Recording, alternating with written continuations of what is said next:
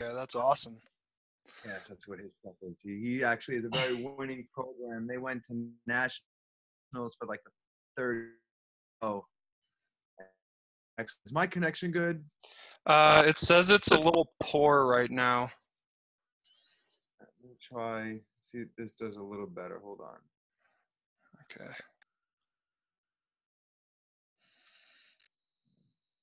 This might work a little better.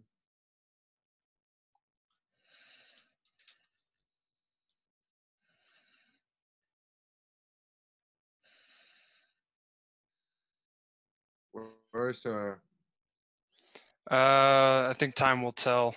I think I'm gonna stay on the Wi-Fi. Yeah, I'm gonna stay on the Wi-Fi. So it's just gonna be the Oh, that best sounds. I It can get actually it. does sound pretty good right now. Oh, Um, oh wait, no, it's still in and out.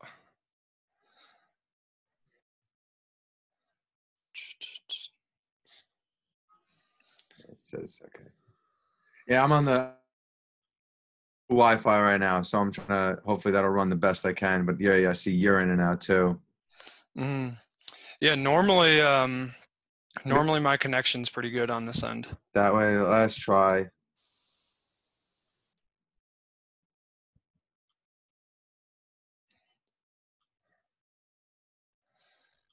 We could always just go no video as well. Yeah, because the only other thing I could do is I could zoom you from my phone, and it'll be a much better reading. Let me try one last thing before we do the video or not. Last thing. Yeah, the phone works well actually from what I've seen. Meeting. What was the code real quick?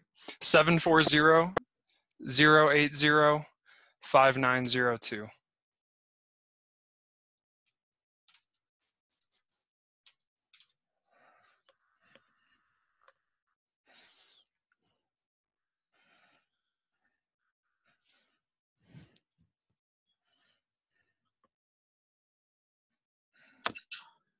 Better read now. Oh yeah, that's way better. All right, awesome. Yeah, your other picture is still frozen. I actually closed it out. It should be getting out of it. Oh, okay, cool. Yeah, I'm gone. All right, excellent. Yeah, if you actually turn your phone sideways, it'll look the same on the screen. Yeah. Awesome. Just gotta.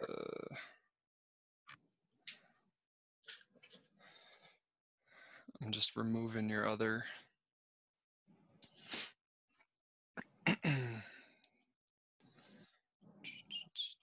There we go.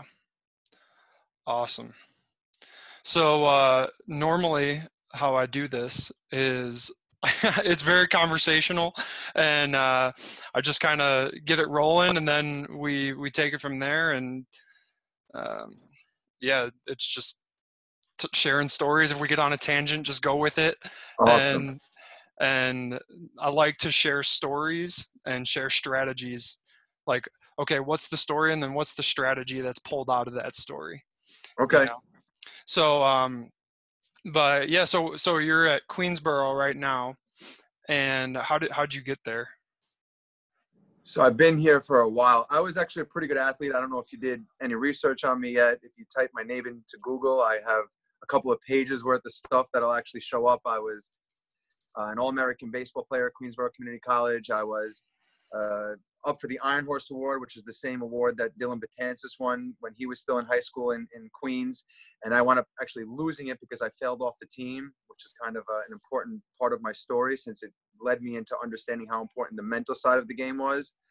And so I went from Queensboro, based at high school, Queensboro Community College, All-American, Adelphi University.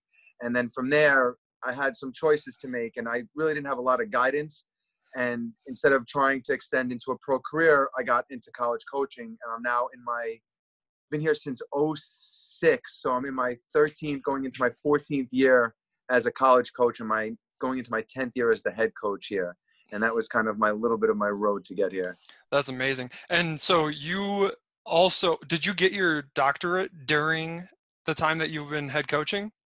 So I got my master's degree while I was head coaching. So the PhD I'm working towards, and I'm working towards human and health performance, or health and human performance. And that's just an ongoing, I'm going to probably take every bit of the 10 years it takes to get there. And the reason why, to be honest, at this point, like, it's something for me that I want to achieve, but I'm able to pull out a lot of my information from doing a lot of external research that's more relevant. When you start going into a PhD, it's more about learning. You're not allowed to really have any of your own philosophies or beliefs until you actually achieve that doctorate, until you're considered a doctor. Whereas when I pull the information, I'm able to teach a little bit more fluently. What I found, so like I said, it's more of a thing for me than anything else. But yeah, so my master's was while I was teaching. That was intense. You know, anybody that's trying to do it, that was a lot of sleepless nights, waiting until 3 o'clock in the morning. And then the difference between my master's and my PhD is I also have 2 kids now, a 2.5-year-old and a 6-month-old. So that also changed a little bit. Yeah, so you will know all about time organization and management. That's right. That's right. Dang, that's awesome. So when I got my master's, that was the same way. Like, I was up some nights until like midnight going home from school and just staying there after. Like, there were multiple times when the janitors came in and turned off the lights, and I'd be like, "Hey, there's somebody in here in the back of the lab, you know, studying for our test the next day or whatever it might be." So What's your master's in? sports psychology. Oh, that's awesome. Yeah. Yeah, so that's what you're getting your doctorate in, correct? Yeah. So it's Or health working and human towards. performance. Because I did a lot of research in what I wanted to do. So the sports psych area, I'm more of like mental game coaching is kind of more the title that I like to use, opposed to like actual psychology. So I tell people when I work with them, I'm not going to lay you, not going to really explore things, but we're going to try and see how we can overcome the adversities and the hurdles from right now, because I don't know enough about psychology to dive into it. So the health and human performance allowed that, because it's basically mind-body connection. It's a lot of how the body functions. So learning about the heart and learning about, all the areas like breathing, and then combining that with the mental side of it, because there are some psychology courses involved. And I thought broadening that was a little bit better, because my goal is to develop the complete person. So like when I train baseball players, I don't look at them as baseball players. I train people that play baseball. So I want to know how that person works, and I want to understand how that body works. Now we can create a mind-body connection and then move forward in that direction. So that well-roundedness is the reason why I went with that opposed to a sports psych. Yeah. Okay. That's awesome. And that's actually the route that a lot of people take, because a lot of the people that are in this field know that exactly what you just said. Like, you're coaching athletes to become better people on and off the field, not just on the field. It's human performance in general that you're after, like excellence in all things, not just on the field aspect. Yeah. So what's like one of the big challenges that you find your student athletes have today, and how do you help them out with that? Like, what's one strategy that you use? So we did talk about one of the challenges. That's how we kind of connected through the LinkedIn, and that's the biggest challenge. I still deal with it. I don't know if it's as prevalent with you, where you're working, but especially in the New York area, as I start to extend and try and branch, the biggest thing is just there's so much onus on, you have to work the physical, that's what's going to make you better, that people don't realize that it's the approach, the intent that you put into your working out, the intent that you put into your exercises, the way that you're thinking about your exercise that are really going to tailor it. So my biggest hurdle is trying to break that barrier of making my athletes realize it's not just the physical. A lot of it is the mental and the intent that you put towards it. And a big kickback that I'm getting, and it's an issue that I don't know how to deal with, is, these kids are a new generation. So they'll go home and say, hey, Coach Roger just said all this stuff, and they'll start talking to their parents about it.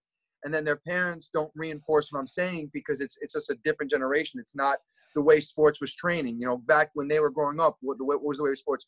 Oh, don't be a girl, which is terrible to say. Oh, you get water when you're done. You don't need water. And it was such a different mentality. And I was like the tail end of that. And again, another big part of getting me to this is I hated that. I hated being treated like not a person, that just like I was just some robot that had to move the way that you wanted me to move, and then learning all this other stuff, and now trying to reinforce that and get past that generation behind is one of my biggest challenges. And then another big challenge is getting them to actually see the results. A lot of people, and I've been saying this a lot, you don't go into the gym and lift weights one time like, all right, I never got to go to the gym again, I'm ready to go. So having them understand that the mental muscle is the same thing as the physical muscle. You're not going to see results in 3 weeks. And after 3 weeks, are you going to give up? No, you're like, I'm going to trust this process. I know it works. And I know I'm going to get the results I want. So you just keep doing it. And then what happens? 6 months later, you're like, oh, this looks pretty good. A year later, now I get it. So it's the same thing of reinforcing, like, just, you got to give me time. There's no quick fix. And that's what, we're in a society where everything is so fast that we think that everything's a quick fix, and it's just not. Mm-hmm. Can you give me a specific example of what you would say something and then their parents won't reinforce it? Oh, okay. Give me 1 sec because I say, okay. I'm big on imagination creates reality. So I'm big on visualization, and you have to see it before you can achieve it. And a lot of the things I talk about is it's not you'll believe it when you see it. It's when you believe it, you'll see it. And when, they'll say, Coach Roger will be like, I just have to imagine myself throwing 90 and I'm going to throw 90, which is very broken apart from what I'm talking about, where it's like, no, you have to do all this work that we have for you, but you have to combine it with every night before you go to sleep. You have to lay down. You have to close your eyes. You have to imagine that radar gun lighting up. You have to say, what are my coaches saying to me? What are my teammates saying to me? What is there? And then, you go home and tell your parents, like, Roger said, I really got to do some visualization. And they're like, why? I'm like, nah, that's not the way it works. You have to see, when you see things, then you'll understand that it's real. And that's, I think, my challenge, the biggest right there. Mm-hmm. Gotcha. So you're telling them to go home and visualize, and then they get home and their parents are like, "No, that's stupid." Yeah, Basically, like, yeah. And one thing that I found in my own just practice is showing the kids videos of people that are super successful and them talking about it. So like Kobe Bryant, Phil Mickelson, Apollo Ono. Who else is there? Like all these people. Diana Nyad, the one that swam from Cuba to Florida, like her even visualizing that and talking about it. So when they watch all these famous people, it's like, and these elite athletes that they look up to, or even Soto in the college or in the World Series, he talked about how like he had already seen himself in the World Series. He's like, I've already won the World Series 100 times. This isn't the first time I was here. And he's 21 now, but he was 20 at the time. And it's like, he's talking about that, exactly that. And so showing them videos of these elite athletes doing it, and then they're like, oh, okay, like this isn't just something Coach Roger's saying, like this is something that actually does work. And so like I show videos of them doing visualization and stuff like that. The other night I had a call with OU baseball, and I showed them a video of the Blue Angels, and this is like a documentary from 1992. Do you know who the Blue Angels are? I've heard of it. It definitely rings a bell. The Blue Angels are the elite like fighting squadron. They're airplane pilots, and they fly like 36 inches apart from each other. So there's a great documentary on YouTube from 1992 of them talking about visualization and going through their breakdown before they even go out and fly. And they literally say the exact same words, they do the exact same thing, and then they get out there and they practice exactly what they visualized in the meeting beforehand. Then afterwards, afterwards is even more elite than before. They break it down and they talk about the things they did well. They talk about their faults. They talk about where they messed up, and they talk about their mindset behind how to get better. It's an amazing documentary. So I would check that out if I were you. But finding those. I would say, I'm sorry, I know why it rings a bell. I'm trying to think of his name. There's a Pittsburgh Pirates coach that I met at one of the baseball conventions, and he had me watch the documentary and how real they get and intense they get when they start breaking it down in the conference room, and how exactly. That's awesome that you've seen that. It's been around a while, but it's legit. I mean, those guys are, the most elite in the world. They're literally flying at 1,000 miles an hour, like 36 inches apart. That's insane. One wrong move and you're gonzo. So I mean, that's the ultimate level though. Like when you put it on that level, like death and war war. And Yeah, no. that's the ultimate sacrifice right there. And like, that's kind of like the mentality. Do you talk about mentalities with your team, like taking on the mentality of like how Kobe Bryant talks about like the Black Mamba, or there's a mentality that East Carolina uses called the Black Flag mentality. And that's like basically when pirates back in the day, they're about to go take over somebody else's ship, and they would raise a black flag before they go to the ship. What that means is that they're taking no quarter. So they're going to go and they're going to take over that other ship, and they're going to kill everybody on that ship. So they're already committing to total takeover before they go in there. So it's like we're either all going to die or you're all going to die. And like, that's kind of like the mentality that they have. It's like, go in and don't hold back, give everything you got. Do you ever talk about mentalities like that with your team?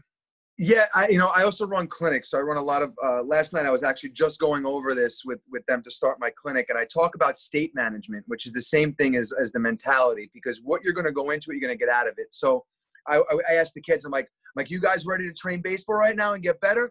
Yeah. I'm like, you're not going to get better in any kind of state like that. I go, that's the kind of reaction you give when you're unenthusiastic. It's something you don't like. I go, imagine I'm giving you a present, and whatever's inside this is exactly the present that you've been begging for and wanting. I go, how excited would you get?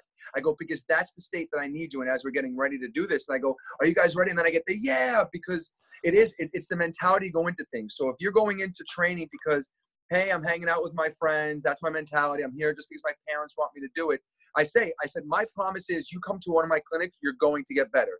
If you don't come in a prime state or a peak state and you're not going home and working and visualizing everything the coach reinforced for you, I go, then my promise is out. You can't get better. So I want these guys to be in just a state where they're ready to attack and like ready to be as focused as they could possibly be. So I do a lot more state management. I'll touch on the mentality. With mentality, especially with like pitching and stuff like that, I have a very interesting kind of approach. I tell a lot of guys, don't follow my approach. And the reason why is because I'm ultra and super competitive. And a lot of people aren't like that. I'm the type of guy where you put me up against a team that's not that good, you're going to see me at 50% because I know I'm going to win. You put me up against a team where I was an All-American, you put me up against a game that matters, the lights are on me, I'm going to perform in a way that nobody ever even thought was possible. And it's hard for me to explain that to people because I get to a take no prisoners mentality. When I'm on the mound, and I say this to my pitchers, and I say, if it works for you, apply it. But we try, I definitely believe that. Why I'm saying this is because I try and look for what's going to be best for certain people. Some people need to get amped up and pumped up. I didn't like that. I like to be calm. I like to talk to myself. I actually told my guys this. So I don't know if you ever heard this before. When I start to get in a little trouble, can't find the strike zone, I smell the baseball. And the reason why I smell the baseball is because it takes me completely away from everything that's going on, and it puts me in the moment of the smell of leather in my nose. And it was just an interesting reset mentality that I had to get through to. So I try and play with this stuff, and I try and find, but like I'll see, like I start going into it with certain kids and their eyes light up and it gets a little bit too much. So I find, and another thing about me is I really encourage my guys to talk to different people. So like my brother-in-law actually just started coaching with me. He was a Division I baseball hitter. He was a Division I hitter. So like they come over me, his approach is way different than mine. So I'll say, listen, if it doesn't work, what I'm saying, I might go talk to Coach Tom. I said, because his approach was way different. And then some kids like to get that. So I like to give them different voices as well. Mm-hmm. Yeah, I actually talk about that all the time, how like your breath and your senses are always in the present moment. You can't be currently smelting something that you smelt a long time ago, like you can't be doing that in the moment. So when you take that breath in, so you're doing twice right there, you're taking a breath and you're smelling something. So you're automatically put right into the present moment. And you don't have to be perfect. You just have to be present to perform at your best, That's right. So like I talk about like wiping the dirt with your cleats and like feeling the dirt, or kids that are hitters, they go down and they pick up the dirt and they rub it in their hands and they feel the grittiness between their fingers, or, they listen to the crowd, or and then one thing is like when guys hit foul balls and they smell their bat, that's the same thing. Like they do it at the MLB level. Or you see like Yasiel Puig, like licking his bat. I'm not saying to lick your bat, but like it's putting him in the present moment so that it's like getting that mental reset and doing something. And do you know who Ken Ravizza is? He wrote Heads Up Baseball. Yes. Yes. So Ken Ravizza, in his book, he talks about the recognize, release, refocus system. So how that works is like you recognize where you're at. Are you ready to go, or are you kind of, you need to take a break, you need to step back, you need to reset, and then get back into your routine. And so he uses a signal light analogy: green, yellow, and red. So am I in green lights? Can I go forward? Am I in yellow? Do I need to speed up, slow down? Or am I in red? Do I need to totally step back and complete reset? And then you release. So if you're in yellow or red lights, you release that last pitch. So for you, that comes down to like three things: a physical action with association, a deep breath on a focal point, and a verbal trigger. And that's exactly what you do. You you take a breath. That's your physical action with the ball. And then what was your self-talk? Do you remember your self-talk? Yeah. And that's I laugh because that's another interesting thing where I start telling myself, I'm the best, and I remind myself I'm the best and no one's better than me, and I go, this is my game, this is my ball, this is my plate, and I start going into all the things that are mine, and I never worry about an umpire, I never worry about a batter, I never worry about anything except what's mine and what I have control over.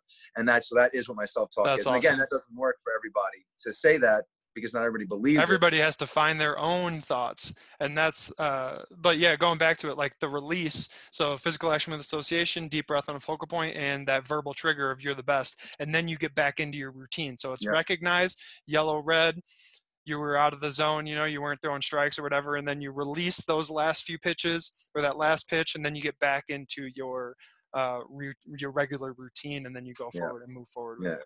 So or if you're in the zone, you just get the ball back and you go right into your routine, take your deep breath, visualize that next pitch, and then you go for it. So but yeah, going back to like the self-talk, some of those guys, they that's the importance of journaling in my opinion. Like when after you're done hitting, you come back from a really good day of hitting and you're like, man, what was I thinking out there? Why was I 10 for 10 off the tee, hitting it through that hula hoop at the back of the net? Oh, okay, it's because I was telling myself stay through it. It's like, that's all I was telling myself: stay through it, stay through it, stay through it. And I just did that every single time. And then you write that down. Then the next day when you show up and you're like, damn, like, what was I telling myself yesterday? I completely forgot. Oh, good thing I have this journal here where I can just go look, So, and it's trained. I mean, that, like, it's got to be worked on a daily basis because it's a skill. It's just like how we talked about at the beginning, it's like lifting weights. You're not going to have those biceps you want just by going and curling the bar a couple of times. Like you got to do it every single, or not every single day. I mean, you'd probably have biceps, but but you got to work at it over time for sure.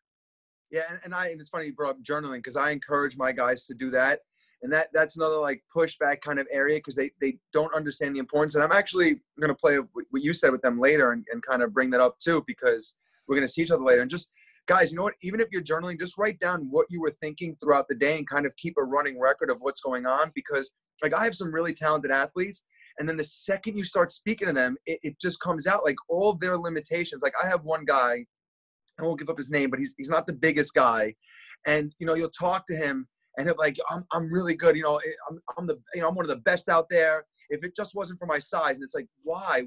And I'll be like, dude, I'm like, tell me Altuve ever questions how big he is. I go, that man walks around as big as Aaron Judge and he's a third of his size. And, it's so funny that those limitations come out when you're speaking. And that's one thing like I've changed in my life. Like I try and find, if I say something that's limited, I have to reword it. I was working with an athlete yesterday, and out of nowhere, I just like to screw with some of the guys I work with. I'm like, just tell me one thing you're grateful for right now. And then they'll be like, I'm grateful that I'm a hard worker. I go, okay, that's great. I go, tell me something in your life that happened to you that you're grateful for. Something external of you that you could see that good things happen in your life. And he goes, I'm grateful that I made a lot of money last week, but I didn't get paid yet. I go, why don't we reword that?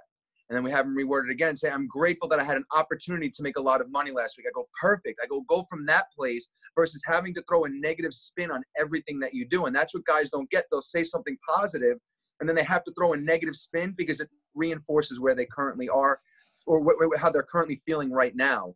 And my thing is, I want you to feel different. So I guess one thing about me in baseball and in life, I've learned that everything is based off of a feeling. And the way that I had this epiphany recently is I do a lot of self-development work.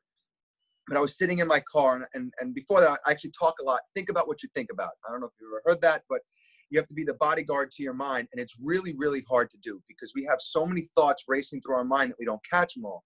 So the other day, I'm listening to some like older school music, and I'm really like jamming out. And I'm having fun. I feel great. And a song comes on that I don't know. And all of a sudden, I felt so different. I was able to feel from the high I was on to how all of a sudden I went low. And as soon as I started feeling that way, I checked in with my thoughts. And I realized that I was thinking not good thoughts anymore because I was out of the moment. And I was thinking about just some stuff in my future that, you know, was in question right now. And I was like, you know what? I changed the station. I put it, and I got myself back into feeling good. So I started to learn that I have to feel how I'm feeling and then check in with my thoughts and then change my thoughts to change the way that I feel. And then that's the way you start to actually get your best results in life. So that was a little fun fact for me. That's interesting. So your thoughts become your feelings, and then your feelings become your actions. So did you notice anything change with your actions as well? The body, my shoulders completely went down. Everything started to slow down. My face started to drop. I just noticed everything just starting to go downwards. And that was not this place that I wanted to be. And I wanted to be uplifted, but like, you know, right now I'm in the process, I'm in the process of opening a facility. And there's a lot of setbacks right now, and there's a lot of hurdles, and I have to just keep because, you know, every day I get a phone call, and as much as we're moving forward, you get that one step back, and then you move forward. So that's where my mind started drifting into some of the things that aren't working out. But I said, no, I got this. I'm going to make this work out. And I get myself back into that place of feeling good. And then my thoughts change, like, yeah, it's going to work out. Yeah, I always talk like it works in the reverse action as well. Like you can change your body language and then you'll start to feel the way that you want to feel. Like kind of like fake it till you make it, fake it till you feel it. You know, like just by acting confident, you become more confident. And there's a lot of different videos out there of elite athletes talking about that. If you watch the Mike Tyson video or the Mike Tyson documentary on Netflix, he talks about how when he's walking to the ring, he's scared out of his mind, but the closer he gets to the ring, the more and more confident he gets. And he talks about how like he's imagined this guy beating him. He's had nightmares about this guy beating him, but then when he steps into the ring, he says, I'm a god. And it's like that's like the confidence that he has in himself. But it's like he's coming out of the walkway or whatever, and he's not confident. But as he gets closer, you know, he's got that huge body language and big confidence by just showing it, and by the time he steps into the ring, he's actually thinking that and feeling it. So I got something on him real quick too. So I love him. He's like one of like really my favorite guys.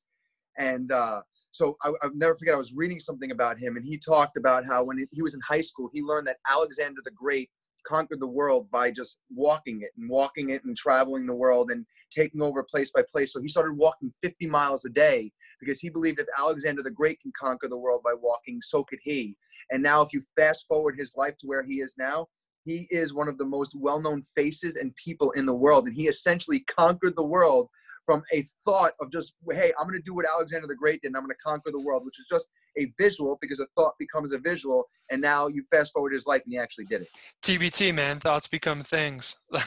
That's one thing I heard from one of my mentors a long time ago, and now I use it. Like, thoughts become things. It's true, man. Like, if you can see it, like, and you work towards it, like it will become an actual thing. Like I just launched a product actually, and it was so fun to finally see the tangible workbook in front of me that I had ordered. It was one of the coolest things ever. But yeah, the other thing is like going back to how words matter. Right. That's the one thing that I've heard you bring up at least 5 times in the last 10 minutes is words matter. Like you went from trying to I'm in the process of. Your guys are saying, but this. And when you put a but in there, when you say, oh, well, I went to work last week, but I haven't gotten paid yet. And it's like, okay, instead of using but, use and then it's like, I went to work last week and I haven't even got paid yet. Like it makes it way more energetic. Or when you're the guy who is a little undersized, he might say, man, I'm one of the greatest in the world and I'm undersized. Then it becomes like part of his pride, Yeah, I like that. Instead of like a negative, it's like, dude, and I'm undersized. I'll whoop your ass and I'm undersized. Like, you know, like that's how I see it. So maybe just like changing that one word can like change your entire way of looking at it, or going from trying to doing, or trying to Yeah. willing, or same thing with like can't versus going to. Oh, I can't do that. Or like, and then you just change to I'm going to do that. And it's That's like right. the simplest little word switch, but our words matter. And people that don't believe that, like, that's just their negative mindset coming back in to say like, oh, words don't matter because I can't change. You know, that's Yep. a fixed mindset. That's right. So Yeah, and just to play off that, nothing in this world exists that wasn't first thought of, and like that's the biggest thing. There's no challenging it. I like that. What was that again? Nothing in this world exists that wasn't first thought of. That's good. So, you know, when you look at it, like, you know, somebody had to think of my iPhone, somebody had to think of the phone that we're on right now, somebody had to think of the headset. Like, these things had to be thoughts, and all these thoughts came into reality based off of somebody thinking it. If you've never thought it, it wouldn't exist, right? So there are still things that me and you haven't experienced because they don't exist yet. There are generations of people that haven't created it yet. And once that thought gets inspired in someone's head, it's going to become tangible, and then we get to experience it in our lives, hopefully. So, you know, that and I love that aspect of it, because thoughts do become things. And then that's even deeper. What I've been learning in my research is everything then comes down to the feeling aspect, because if you have thoughts but you don't have a feeling that it can be achieved, then it's over. Then there's no achievement. Your thought will become just null and void because it goes into your belief, which is how you feel about it. So if you could feel you could be great, you can. Like Altuve, like I like to pick on him because he's listed at like 5'6". I'm sure that's with his cleats on. I'm sure he's about 5'4" without his cleats on. Yeah. And that man, he feels like he's great. I mean, watching him perform in some of those big pressure moments, like look in his eyes. There's not an ounce of fear in there. There's no ounce of I'm undersized. There's nothing in there except determination and a belief that he's going to succeed when everybody else has failed. And that's that feeling part of it that's so important. Like guys will train and train and train, but they just don't believe it's going to happen for them. They don't feel it's going to happen for them, and then it doesn't. So it's the combination of those thoughts and feelings that is really the next level of stuff of really creating. Like when you created your product, I'm sure you felt that it was going to be something that was really going to be impactful, was really going to help people, and you believed in it. Because if you didn't, I don't think it would exist. True. And going back to that, my mentor actually just told me a story about how there was this kid who came to him and said, before each of my tennis matches, like I feel physically and emotionally drained before I go in and play. Like I don't even want to play anymore because I just don't feel like it. And so my mentor asked him, he's like, well, when you're being honest with yourself, like what do you think the reason is for that? And he goes, the kid said to him, when I'm being honest with myself before games, I feel self-doubt.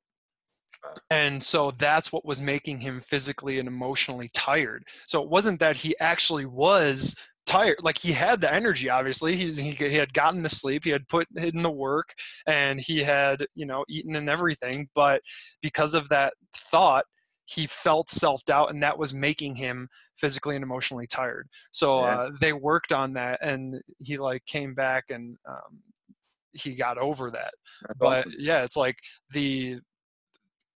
when I think about that, I think about people who wake up in the morning and they're like, man, I just want to go back to bed. Man, I'm tired. But then when they have something really exciting to do that day, they can get 3 hours of sleep and wake up and through the whole day, no problem at all, because they do have a purpose. They have something to drive towards that day, and they have that goal that they can get to, and they have a plan for getting there, or it's just something really exciting that they could look forward to, and therefore they're not physically and emotionally tired. They're just ready to go, regardless of the fact that they got 3 hours of sleep the night before. So I got something that I'll share with you. I post a lot on Instagram, like little bits and tidbits of information, and I did it today, but I want to share with you because I think it's really important. So recently I started really doing a lot of research into gratitude, which you were just talking about. When you have something oh my God, today's gonna be such a great day, and you get yourself going. But what happens is most athletes want to look at all the problems, like, oh well, you know, this happened today and this isn't working out. And we start looking for all the reasons why stuff didn't work out. But that clouds us from realizing that there were such great things that really happened to us in our day and in our life. So I started this about a month ago, and it really has changed my mentality, and I've seen some great results. And share it with you is every night before I go to sleep now, I write 3 things I'm grateful for in the day. And then I write 3 things I'm grateful for in my life. And I never try and repeat the same thing at least 2 days in a row. So it may be resurfaced. And I say, if I forget a day, I don't beat myself up. I'm not perfect. I'll do it. Like last night, for instance, I fell asleep. I forgot to do it. I woke up at 2:30 in the morning. I'm like, I didn't write down what I was grateful for. So at 2:30 in the morning, I'm sitting there writing it. But I want to go to sleep from that space. And the reason why that I encourage to do it is now, regardless of what happens in your life, there's always something good you could pick out of it. Even if it's like, hey, things didn't work out today, but now I learned if I do that again, it's not going to work out. So I'm grateful that I learned something that I'm not going to do again, and not to really show the definition of insanity by doing it over again, expecting a different result. So I start looking for things. And now every day when I wake up, I'm excited because what good can I find in my day today? What good can I find everywhere? And then I lay in that space before I go to sleep. And then the last thing I remember is not the bad things that happened to me, but all the good things that happened in my day, all the good things that happened in my life. And now it encourages me to want to wake up. I get up at 5:30 every morning, regardless of what time I go to sleep, because I want to see what good things I can have. I want to take some time to be by myself. I want to close my eyes, relax, and be in my own space, not sleep. And then I want to go and I want to exercise. And I have all these great things that I look for that come to me. And it really picked up momentum completely once I started doing that little exercise. Do you notice your sleep improving? Oh yeah, as far as sleep, I play around a lot with diet and stuff like that. I'm really big into nutrition, so I was able to started doing that. My sleep improved, and then like going to sleep happy. Sleep is good, but let me tell you the reason why it's like a weird answer. I do have a 6-month-old that lives in a bassinet, right next to our bed. So we sleep. He sleeps well, but every once in a while he starts moving around and he wakes me up. But before he was born, things were awesome, and but I would never change anything for the world. So I don't. Yeah. Well, actually, because you might want to look into the research around gratefulness and sleep as well, because when you're practicing gratefulness before you fall asleep, you're actually setting yourself up for a better night's rest.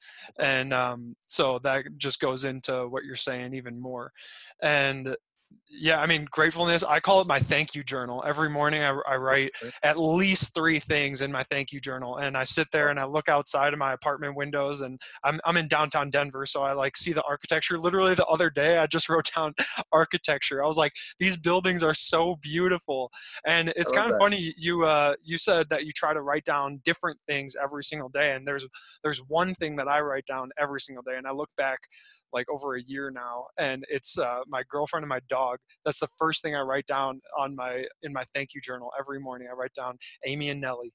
And like some days, like the day before, maybe Amy and I got in a tiff, or maybe my dog was being a jerk or something like that.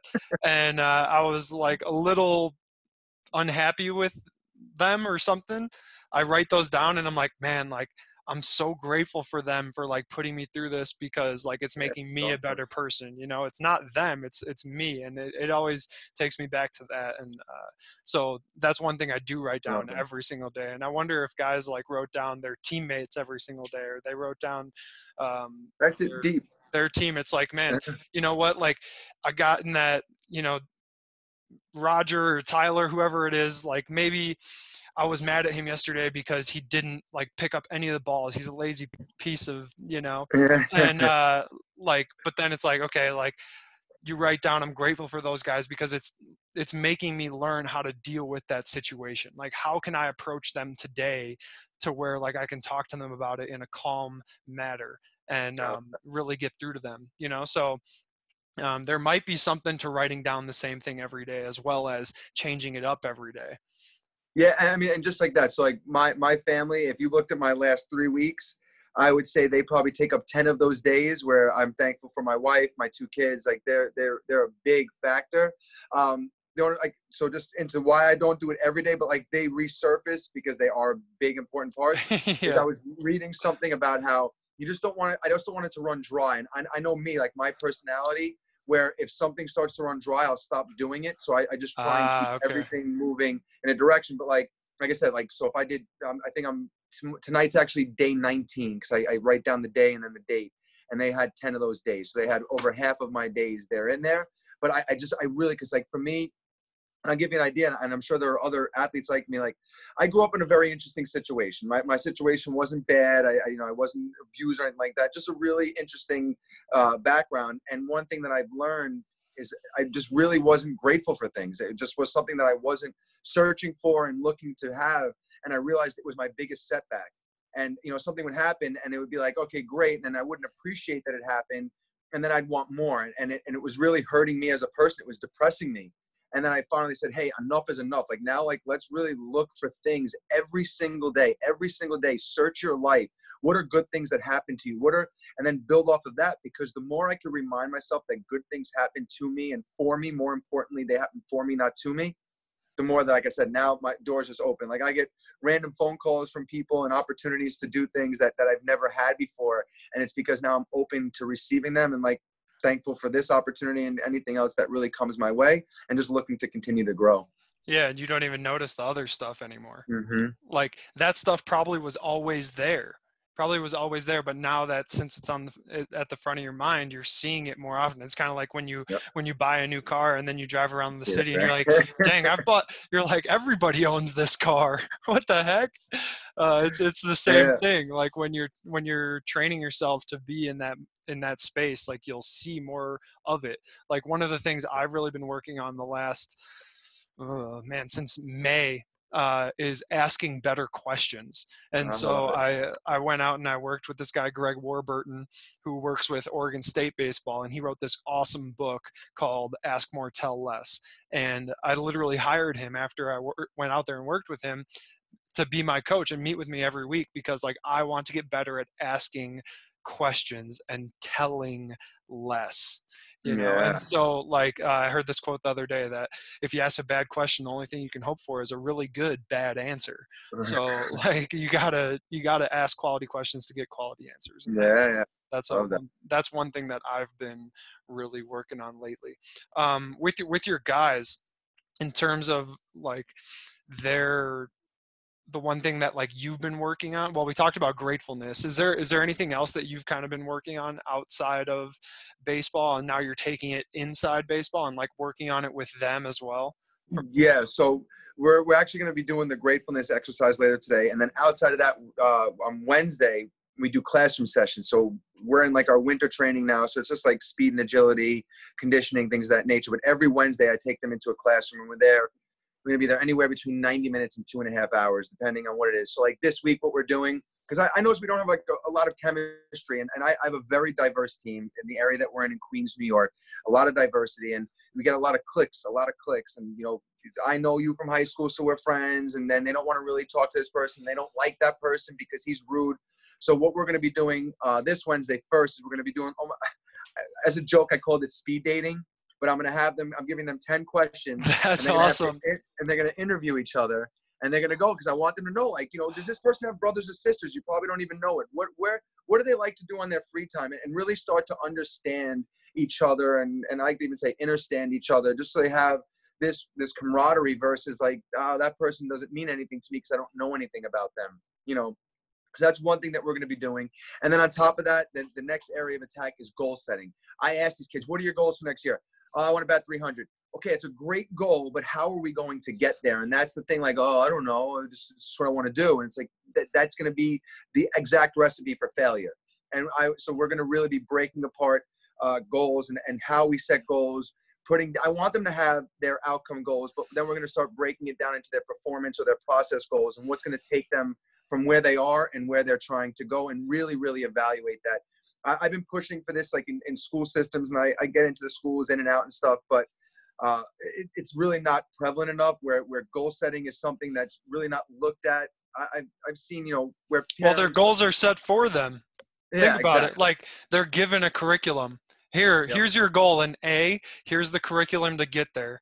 They don't need to set goals, you know, and that's one Exactly. thing I talk about all the time. Like when you graduate college, so many kids are confused when they graduate college because they don't have somebody setting their goals for them anymore. Yep. That's a And good point. so like that's one thing I bring up, but I think it's great that you're like making them process focused, outcome aware.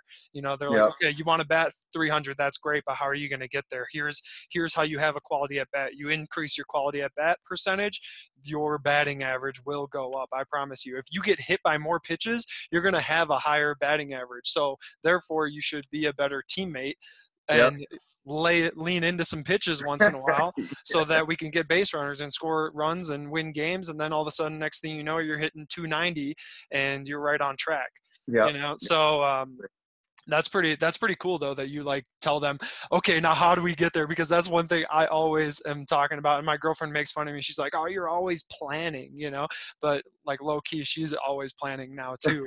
And, like, I mean, discipline, my definition of discipline is having a plan and sticking to it. So Mm, it's like, if you don't have a plan to get there, then you have no discipline to hit 300. You that's right. know, like Ted Williams, he'd go out and he'd hit until his hands bled. That's how he knew he had taken enough swings that day. Yeah. Like, and I mean, he's one of the greatest hitters of all time. So, yeah, I think that's beautiful though, that you tell them, okay, Yeah. now how are we going to get there? Show me the road. How many swings are you taking every single day? You know, I heard this story about Derek Jeter, how when he would come home from high school every day, he would put his backpack down, he'd walk through the kitchen right out to the backyard, take 1,000 hacks every single day in high school. I mean, the Definition results of show, greatness man. right there. Yeah. So, yeah, I think that's really cool. So what's your process for goal setting with them? So one thing I found an exercise which I like, it's like a paperclip exercise. We start having them, they each get a piece of paper. It's A, B, and C. And I don't have the thing in front of me right now to break it all down, but it's one says set a definitive amount of things you could do with a paperclip. And then the other ones have like 3 things you could do with a paperclip, 7 things you could do with a paperclip, and then just as many things as you could think of. And it's funny that you'll see that when the people have the definitive goals, that they could actually pick out 3 things that they could do with it. And then when you start getting into the people that have just, hey, think of things you could do with it, they almost can think of nothing because it's too open and too broad that it doesn't give them a narrow focused version of what they could do. But like guys with the 7 will get creative. Like you'll hear use it as an earring, or you hear there's like really wacky stuff, but they're right. You could do whatever you want with the paperclip. So that's the first thing I do to show them how important it is to set a definitive, like a time, measurable and time and kind of go from that perspective first. And then I'll start raising the hand. I'm like, what does it take to be, because like our goal here, we're JUCO D3. So we'll define a Division I baseball player. So I'll say, what does a Division I baseball player do? And then we start going and picking apart. So that's like an open discussion with the whole team. And then as we start picking it apart, I go, okay, so now we see what it takes to be a Division I baseball player. How does it become your plan? And then we make them start picking that apart to actually devise their own plan. And then the goal is to go over their plan individually. Like I'll say, who wants to go over their plan? And then they'll talk about it in front of the class. And then I'll open it, or the team, and I'll open it to the team and say, who, can make a suggestion. And if they can make a suggestion, I allow it. And if they have no suggestions, then I'll make a suggestion. Or we'll say, hey, that was an awesome way to get to where you're trying to go. You're right on track. And kind of, I really like for them to do it on their own versus me doing it for them, because if I do it for them, it's not teaching or reinforcing a lesson. So that's the big way that I kind of take them through the goal setting process. Man, that's so good. I've never even heard that one before. Here, so you give them all different sheets of paper. Some of those sheets of paper say 3 things, 5 things, 7 things, and then anything. Yeah. And you have them go through it. And then how long do you give them? Like 5 minutes? 3 Yeah, minutes? something like that. I actually, I'll send it to you on LinkedIn, or we'll connect with it. I actually have a printout of it. I found it online. I'll send you the whole thing. You can check it Yeah, out. that's brilliant. And then you go through their own goals and having a goal and like why you have a goal. And then Yep. you come up with the plan to get there. And then you also talk about like the behaviors behind somebody who is successful, because like at the end of the day, you can talk all you want about being a good baseball player, but like at the end of the day, it's your stats that are going to tell that you're a good baseball player. So it's like, what are the behaviors you need to have good stats. And going back to like feelings versus actions, you know, like there's going to be some days when you don't feel like going to the cages, but you know that that is the behavior that you need Yeah. to do in order to get to where you want to go. So, and I actually talk about that a lot with like this woman, Dina Castor, who's the female American record holder in the marathon. Okay. And she talks about how when she walks up to the line one day, she felt a lot of self-doubt and she wasn't sure if she could actually break the marathon record. And then her coach just tells her, he goes, "Hey, define yourself." And she walks up to the line and she just got that boost of confidence from him and was like, time to define myself. Like, I've put in the work, I've prepared as hard as I could. And she goes out there and crushes it. That just gave me chills, by the way. I never heard that. That was awesome. Yeah. So like, I mean, it's an amazing story. Her book is called Let Your Mind Run. I've read it at least 3 times now. And I mean, I've taken teams through it. I've done one-on-one clients. We've done a book study over it because it's such a good mental training book. Like, it's her story, but the whole thing is strategy based. And she tells stories about visualization. She tells stories about all the preparation. She tells stories about how she'll work so hard that she'll almost puke multiple times in the book. She talks about that. And it's like, that's like, there was one time when she's running at altitude and she's running so hard that she could feel the blood curdling in the back of her throat. And like, that's how hard she was running. And it's like, that's how hard you have to work if you want to be great. And I always say, like, world records are broken when genetics and hard work collide, but like, you can still break world records without the best genetics in the world. You know, like Dina Castor she was winning races when she was 12 years old. Usain Bolt, I bet you he was the fastest 5-year-old on the playground, you know, but like, if he wouldn't have worked his butt off, like, there's no chance he would have been Usain Bolt. He would have just been, Usain Bolt working at the grocery store or something like that. That's right. That's right. So, and you also touched on book studies. I love book studies, so it's another thing we do with the team. It's the first year I've ever done it. We started with The Mental Game of Baseball by Harvey Dorfman. Really loved it. I mean, I'll tell you, I like occult and like esoteric teachings, and that's like very ancient teachings. His book is filled with it. It was such an awesome book to read from my perspective. Not to mention, it combines it with how to think in baseball and how the greats think. And now we're actually reading Think and Grow Rich. So I try and really expand their minds, because I want them to see, like, everything you just read in this book, The Mental Game of Baseball, you're going to find the same exact principles in Think and Grow Rich. And I want them to start realizing that it's the principles of life, not the principles of the game, not the principles of business, but there's absolute principles that if you apply into your life, you can get better at. And then I love reviewing the book, because that gives them the ability to really think and apply it in their life in real time. One book that, you ever read this one, The Daily Stoic? I have not. Ryan Holiday. It's a 1-page a day read, basically. So like, it's I talk about doing a lot, and little by little becomes a lot. So like, this is you know what Stoicism is? I have an idea. You want to it's ancient philosophy, basically, about guys. Stoicism basically comes down to control what you can control. And they just talk about that over and over and over and over and over again. And literally today was one where Marcus Aurelius is talking about how he needs to remind himself of, like, his rational nature that he needs to cultivate and not be so emotional, because Marcus Aurelius was one of the greatest generals of all time and leaders of all time. And he was like, okay, I can't let my emotions get in the way of rational thinking. And so today was a reminder of that exact thing. So you might really like this book, The Daily Stoic. I've been reading it for over 3 years now. Literally, it's part of my daily routine. Every single day, wake up, do my thank you journal, and then read The Daily Stoic, and then get rolling. And that's one thing I talk about with teams too. Like, teams roll through it every day. They'll, like, whoever's turn it is to read The Daily Stoic, they read it, and then they bring that message to the team, and they talk about what The Daily Stoic said for 60 seconds beforehand. So you're getting that little dose of control what you can control. You know, hey, Marcus Aurelius is talking about how when he goes into war, right before he goes into war, he says, Like, it's in God's hands now. And what that means is that he's prepared everything he could prepare for.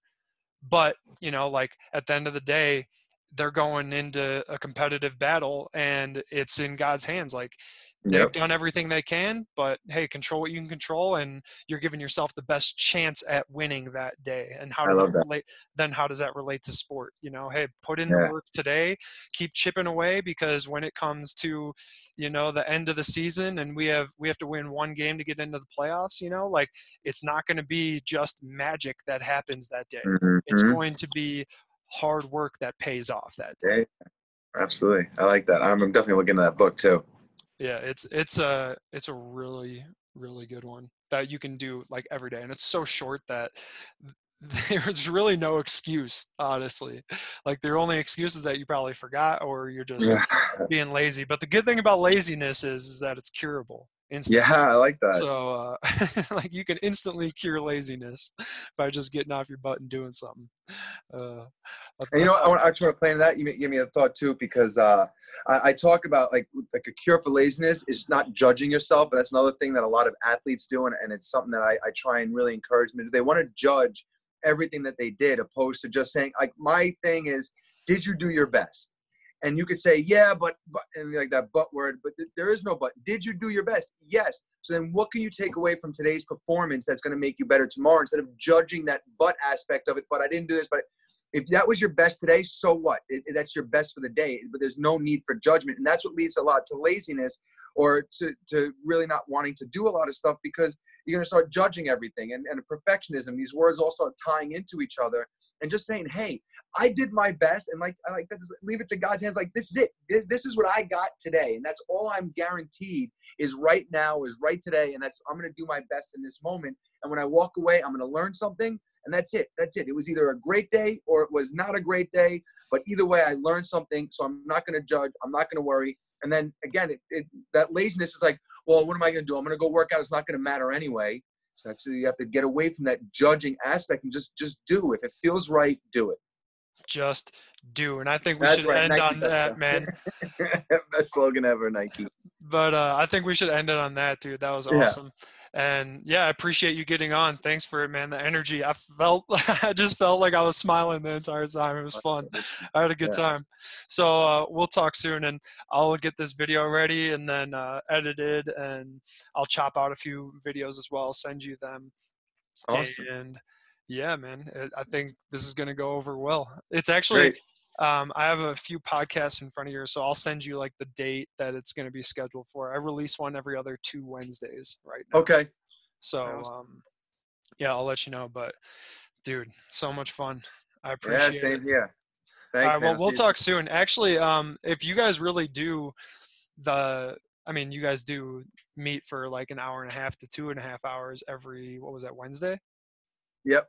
I'd love to, like, my product that I kind of briefly mentioned is just like, I'm trying to beta test it, you know, and like get it out there to people. So what it is it's called the 1% program, and it's 14 minutes and 24 seconds of a webinar, and it comes with a workbook, and basically you play the webinar and you go through the workbook, and then that's really it. And it's all geared towards mental performance and mental training. And I mean, honestly, if you guys would go through it, that would help me out so much. And I'll send it to you, you know? All right. So let's connect, and I'll start it next Wednesday. Oh, shit. Yes. All right. All right, man. I appreciate that. Thank you. Definitely. And yeah, we'll be in contact for sure. We'll either through LinkedIn or email, or I'll just give you a call as well. All right. Great. All right. Talk Thanks, to you soon, Roger. Later, man. Bye. See ya.